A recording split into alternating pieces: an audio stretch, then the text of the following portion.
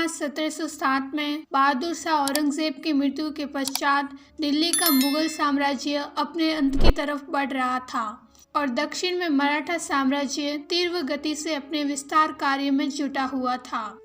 छत्रपति शाहूजी महाराज के कुशल सेनापति बाजीराव पेशवा के नेतृत्व में अनेकों मराठा सरदार एकजुट होकर भारत के विस्तार पर अपना भगवा परचम लहराने में लगे हुए थे।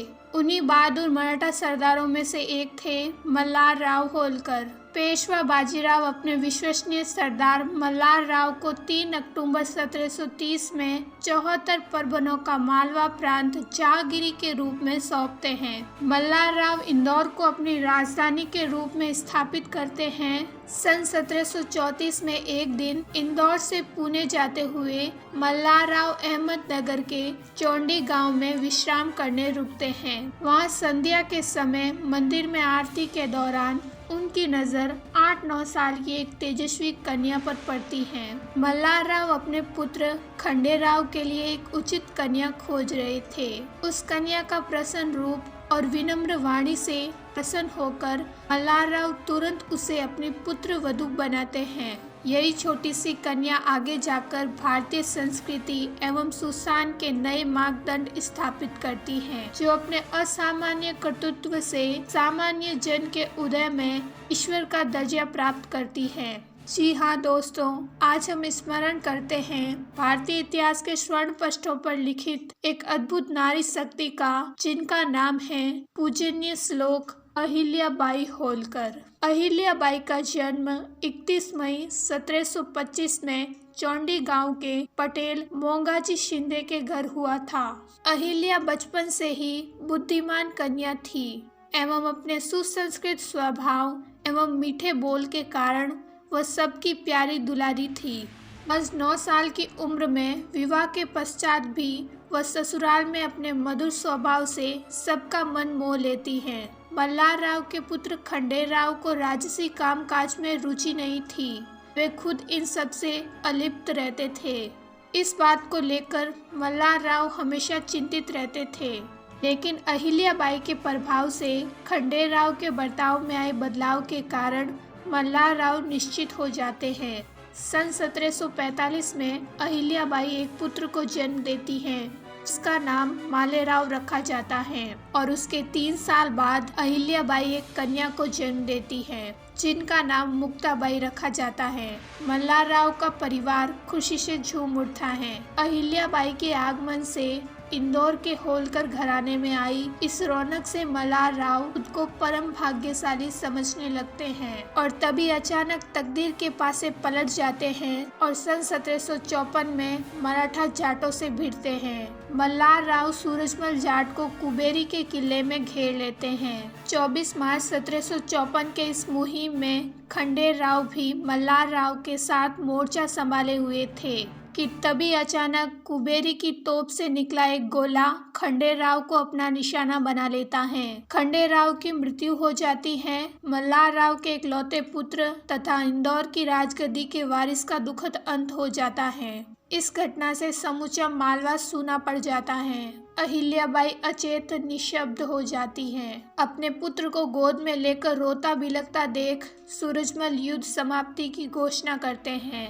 शत्रु समेत संपूर्ण आसमान शोक में डूब जाता है। तत्कालीन प्रथा के अनुसार अहिल्याबाई सती जाने की तैयारी करती है। यह देख मालेराव के पैरों के नीचे की जमीन खिसक जाती है। वे बड़े ही आहत भाव से अहिल्याबाई को समझाते हैं कि अब मालवा को सिर्फ तुम्हारा सहारा है। अब तुम ही मेरे पुत्र हो, तुम भी नहीं रहोगे तो हम सबका क्या होगा। मल्हार राव के करुणा भाव शब्द सुनकर अहिल्याबाई स्तब्ध हो जाती हैं। वह सती जाने का निर्णय बदल लेती हैं और शेष जीवन मालवा की प्रजा के हित में समर्पित करने का निश्चय करती हैं। इस घटना के बाद मल्हार राव फिर से अलग अलग मुहिमों पर व्यस्त हो जाते हैं। मल्हार राव की अनुपस्थिति पर अहिल्याबाई बड़ी ही कुशलता पूर्वक राजकार्य संभालने लगती है। कुछ साल बीत जाने के बाद 1761 में मराठों का अफगानी सेनानी अहमद शाह अब्दाली के साथ घनघोर पानीपत का युद्ध होता है। इस भयानक युद्ध में मराठों की बुरी तरह से हार होती है। लाखों मराठा सैनिक मौत के घाट उतार दिए जाते हैं। मल्हार राव भी हार का मुंह देखकर व्यतीत थके हारे इंदौर वापस लौट जाते हैं। इस युद्ध में मिली हार की वजह से शोक में डूब जाने के कारण 20 मई 1777 में मल्हार राव की मृत्यु हो जाती है। अहिल्याबाई का सबसे बड़ा सहारा हमेशा के लिए मिट जाता है। अपने 21 साल के पुत्र मालेराव को राजगद्दी पर बैठाकर अहिल्याबाई बड़े ही धैर्य पूर्वक राजकार्य को आगे बढ़ाती है। गद्दी पर बैठे उन्हें 1 साल भी नहीं होता है, अहिल्याबाई के एकमात्र पुत्र मालेराव की अकस्मात मृत्यु हो जाती है। अहिल्याबाई पर दुखों का पहाड़ टूट पड़ता है। इंदौर की राजगद्दी फिर से स्वामीहीन हो जाती है। ऐसे में कुछ मंत्रियों द्वारा षड्यंत्र शुरू होते हैं। स्वामीहीन राज्य को हड़पने का अच्छा अवसर देखकर मंत्री चंद्रचूड़ ने माधवराव पेशवा के चाचा राघोबा दादा को खत लिखकर मालवा अपने कब्जे में लेने का न्योता दिया। षड्यंत्र का पता चलते ही अहिल्याबाई ने सभी सूत्र अपने हाथ में लेकर खुद को मालवा का उत्तराधिकारी घोषित कर दिया। तुपोजी जो मल्हार राव के मानस पुत्र थे, उन्होंने भी अहिल्याबाई का साथ दिया। अहिल्याबाई ने अपनी बुद्धि चारुता का उपयोग कर समय सूचकता दिखाते हुए सभी पड़ोसी राज्यों को तथा पेशवा को परिस्थिति से अवगत करवाया। तो दूसरी तरफ राघोबा दादा अपनी पूरी सेना लेकर उत्तर से मालवा की तरफ बढ़ रहे थे।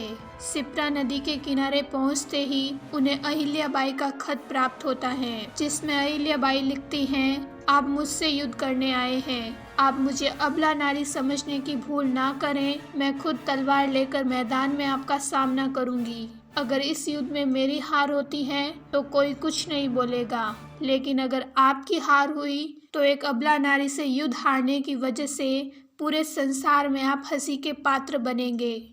यह पत्र पढ़कर राघोबा के होश ठिकाने आ जाते हैं। वे तुरंत ही अपनी मनसा बदलकर अहिल्याबाई को जवाब में खत लिखते हैं, हम युद्ध के लिए नहीं आए हैं, बल्कि हम तो आपके पुत्र के मृत्यु का शोक व्यक्त करने आए हैं। विद्वान अहिल्याबाई राघोबा की बातों में न आकर पुनः पत्र लिखती हैं और कहती हैं, अगर आप मेरे पुत्र की मृत्यु का ही शोक व्यक्त करने आए हैं तो इतनी सेना लेकर क्यों आए हैं? यह घर और मालवा आपका ही है। राघोबा लज्जित होकर अहिल्याबाई से भेंट करते हैं और पुनः दखन वापस लौट जाते हैं। इस तरह अपनी सूझबूझ के साथ अहिल्याबाई मालवा के संकट को दूर कर देती है। इस घटना के बाद अहिल्याबाई का ओहदा कई गुना बढ़ जाता है।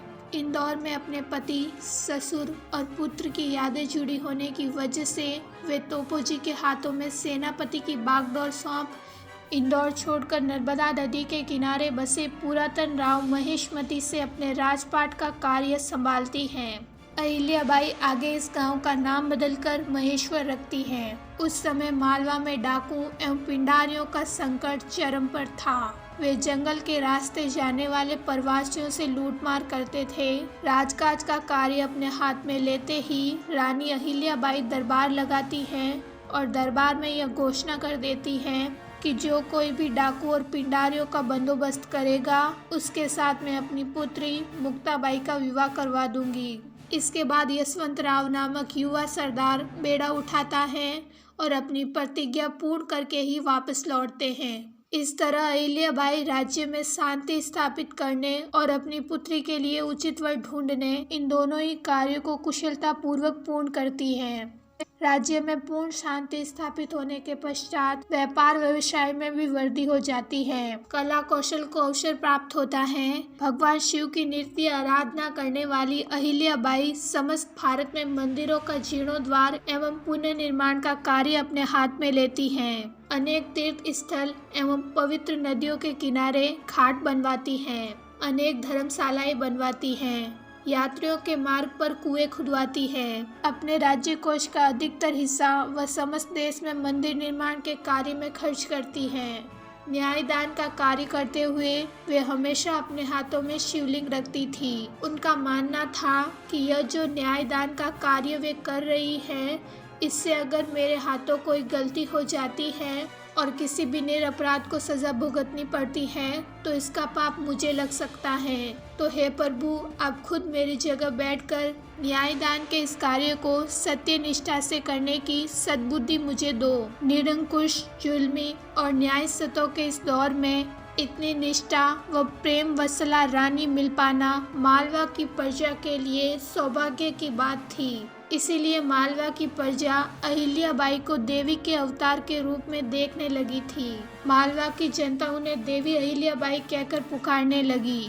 दोस्तों, देवी अहिल्याबाई के शासित 28 साल भारतीय इतिहास के स्वर्ण पृष्ठ हैं। 13 अगस्त 1795 को देवी अहिल्याबाई अपने उम्र के 70वें पड़ाव पर आखिरी सांस लेती हैं। आज भले ही देवी अहिल्याबाई शरीर रूप में हमारे बीच मौजूद नहीं हैं, लेकिन उनके द्वारा बनाए गए सैकड़ों मंदिर, नदियों के घाट, कुएं और उनके द्वारा बनाई गई धर्मशाला आज भी उनकी याद को ताज़ा कर देती हैं। भारत की ऐसी महान कन्या रत्न को हमारा सशक्त नमन एवं प्रणाम।